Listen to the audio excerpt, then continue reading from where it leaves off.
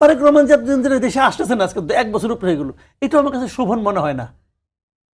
উনি তো আমাদের লিডার কেন দেশে আসেন না? উনি যদি বলেন যে আমি নিরাপত্তা বোধ করি না, সেটা আপনি বলেন। বিএনপির কোন স্তরের কোন একজন নেতা এ পর্যন্ত কখনো একবারের জন্য বলেছেন এ তারেক রহমান কেন আসতেছেন না? কেউ বলেছেন? কেন বলেন নাই কেন?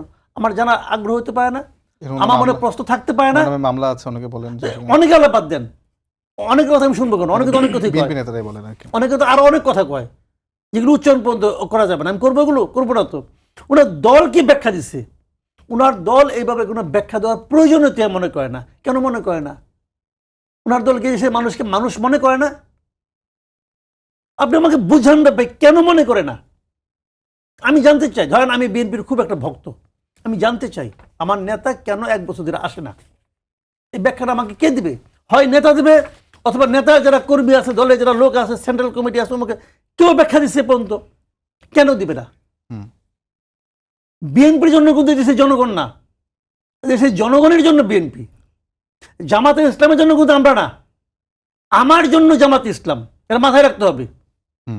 তো সেই বিবেচনা উনি আসছেন না। তারপরেও আমি মনে করি ডক্টর ইউনুসের সঙ্গে একটা মিটিং হয়েছে, ডক্টর ইউনুস, এটা ডক্টর ইউনুসের আমি বলবো উনি এই জন্য 2 মার্ক কম পাবেন, এই যে ওনার উচিত হয় নাই 1 নম্বর।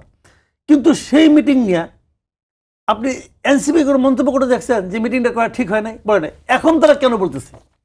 এখন বলতেছে এই কারণে যে এরই মধ্যে ডক্টর ইউনুস ওনার জাহাজ বন্দর শিফট করছে।